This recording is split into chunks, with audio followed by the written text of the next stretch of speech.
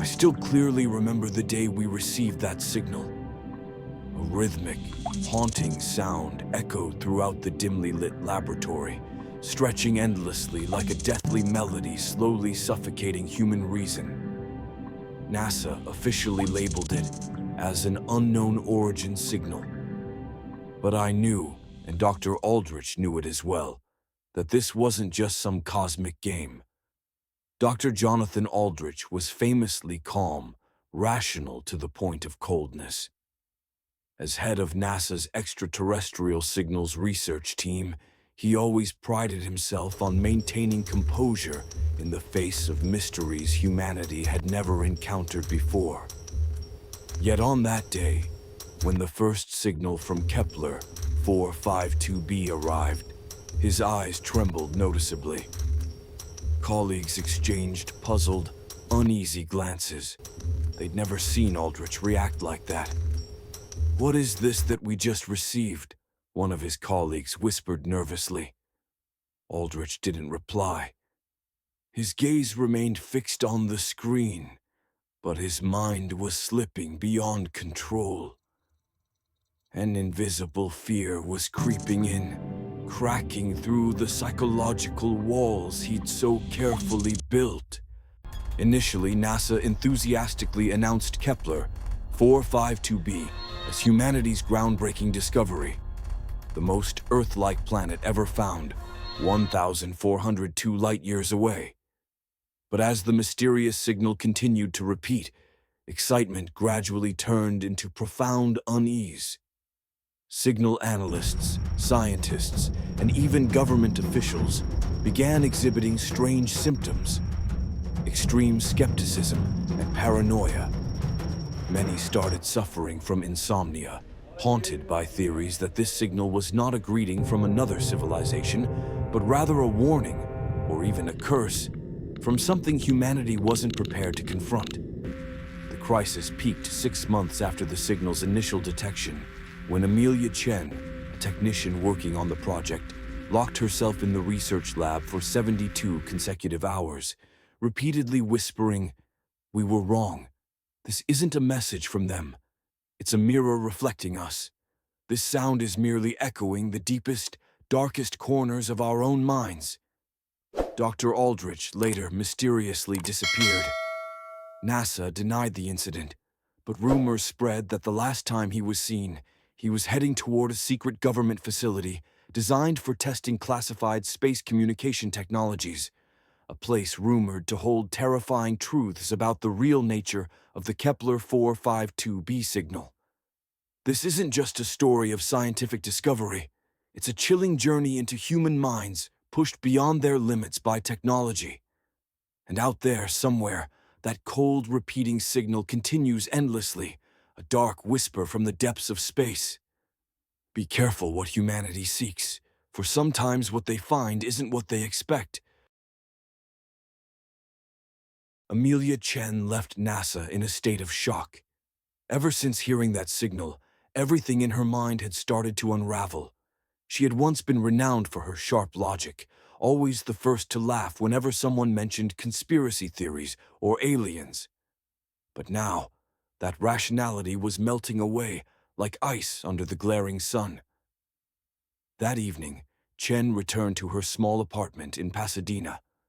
The once clean, minimalist room was now cluttered with papers and sketches covered in indecipherable symbols. On the white wall, a shaky question was scrawled in blood red. What have we awakened? At the same time, in a secretive, dimly lit room at a military research facility in Nevada, Dr. Jonathan Aldrich was still alive, but he was no longer the Jonathan Aldrich they once knew. Every day, Aldrich sat silently, his empty eyes fixed on the flickering screen, displaying the endlessly repeating signals from Kepler 452b. Occasionally, he whispered meaningless words no one could decode.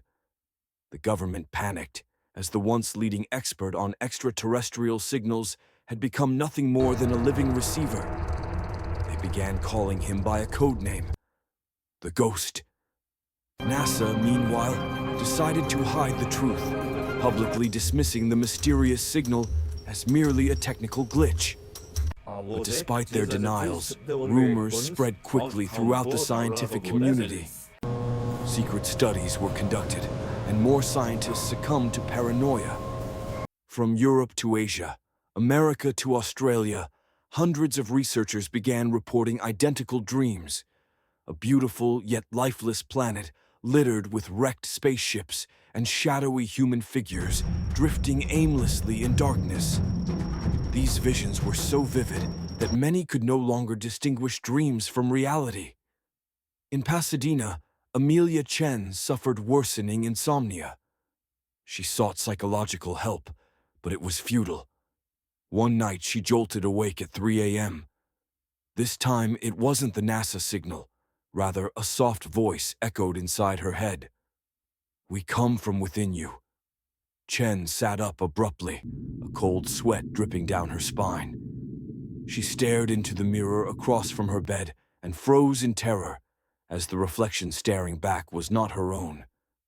Instead, it was a completely unfamiliar face, with deep black eyes like endless skies and a sinister, mocking smile. "We come from within you," the voice repeated. Chen was stunned by the realization that the signal she had believed was from an alien civilization wasn't external. It emanated from the depths of human consciousness itself, a place darker and more mysterious than any corner of the universe. In Nevada, Dr. Aldrich suddenly awakened from his trance. His eyes regained clarity for the first time in months. Turning to the surveillance camera, he spoke clearly for the first time. "The signal from Kepler 452b is not a greeting. It is the dying echo of a civilization destroyed by its own arrogance. We are walking that same path." Alarms blared throughout the facility. Guards stormed into the lab, but Aldrich was gone. On the screen before them, a cold blue text blinked continuously.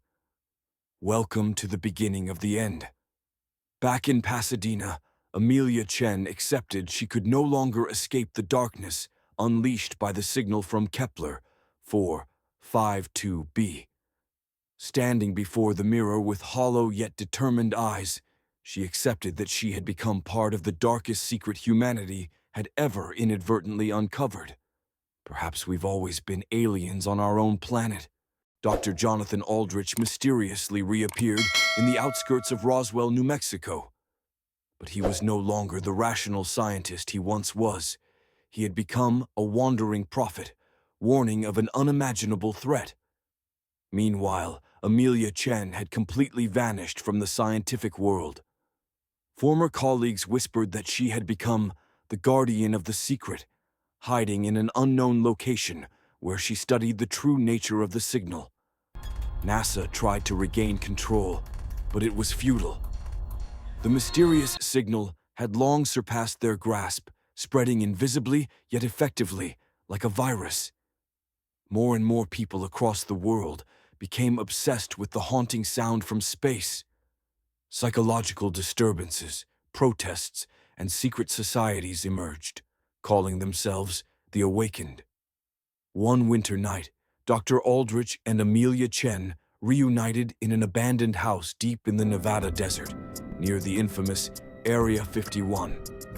Their meeting was no coincidence. Both understood they were no longer just individuals, but symbols of opposing forces in a cosmic secret greater than humanity itself. "We are the final experiment," Aldrich said, his eyes gleaming in the darkness. "Humanity was never the target of that signal. It was merely a grand psychological test left behind by a civilization that destroyed itself." Amelia stared at him, her voice bitter yet firm. "Or perhaps this is our only chance to truly see ourselves, to recognize the true nature of humanity before it's too late." In that endless night, both understood that the real battle was not out there in the distant universe, but deep within each human being. The signal from Kepler 452b was not merely a warning from a long-dead civilization. It was an urgent reminder that humanity stood at a critical crossroads. To awaken and change, or to remain blind and descend into self-destruction. "We must make a choice now," Amelia said, her voice low but resolute. "Either we awaken, or we fall into darkness forever." Beyond the window, the stars remained cold and distant. And from Kepler 452b, the mysterious signal continued to echo, a never-ending warning from the void.